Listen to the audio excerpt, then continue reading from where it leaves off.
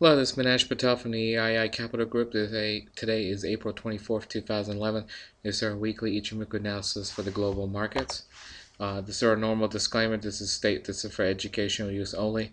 All charts are either in Thinkorswim, TradeStation, or FreeStockCharts.com. Here are my contact details. If you have any questions, you could contact us there, or you can go visit any of our websites or follow us on Twitter. Okay, so let's go and start looking at the global markets. First thing we're going to go look at is the Frankfurt German market. These are the weekly time frames. You can see from the weekly time frames that basically we did a pullback here. It looks like we're now going to retest the highs here.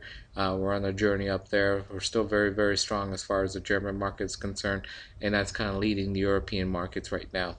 If you look at London, which is second, it's pretty much at the high of its consolidation range. It really needs to break the 6100 level, which it really hasn't done at all. So it's got the 6100 as far as that's concerned, and 5900 as far as support is concerned.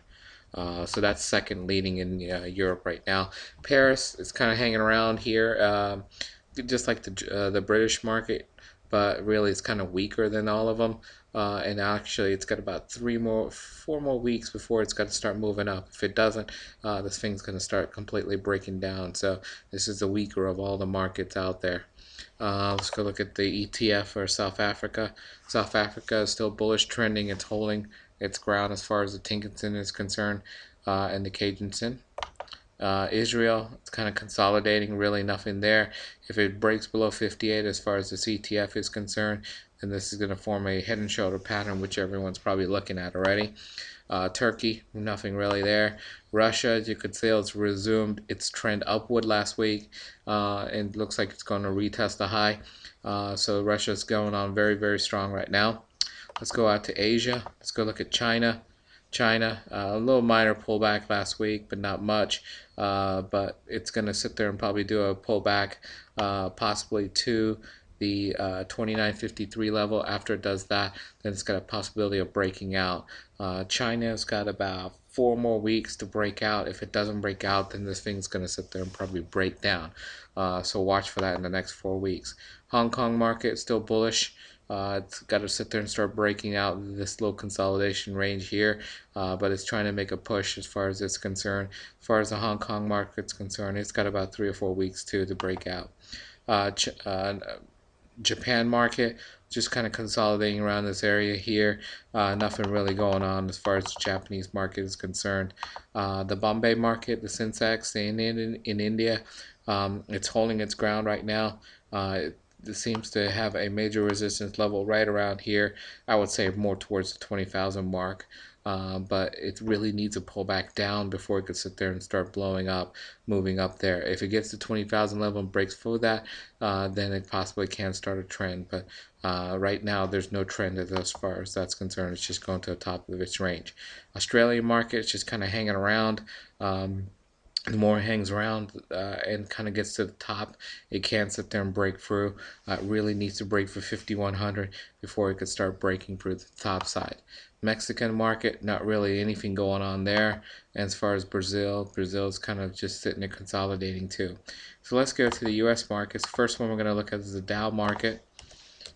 Dow Jones futures. Remember, the left-hand side is the weekly, the right-hand side is the daily is concerned. You could see from last week, we basically went right to the high again, the last pivot high, as far as the weekly is concerned. And we went a couple of points above that, but this week's really going to tell us everything here. And you can see that big move up here on this day, and then it's just kind of consolidating here right around that range. The key thing is, what is this going to do?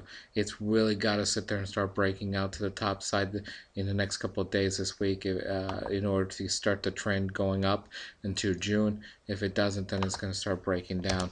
The next market that's been going up, the S&P mini futures are the same thing, so not really much anything to talk about. But remember, the Dow chart's a lot better as far as the daily is concerned than the weekly. But the dailies are concerned than the weekly. The next one is the weaker of all of them was NASDAQ. You can see the NASDAQ is just now reaching its last pivot high here, but not quite there. And you can see the daily is just now starting to get strong, whereas the others already is strong. So that looks like there. You could see from the NASDAQ it definitely needs a minor pullback as far as the daily time frame is concerned. And lastly, we're going to look at the Russell futures. Let's just kind of see where the small caps are at, and you can see from the small caps it's pretty much just like the Dow. So all the markets are kind of in limbo right now, right at the high.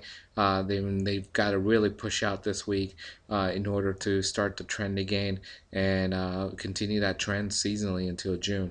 So stay tuned. Let's see what happens, and we'll see. Give you an update next week. Thanks.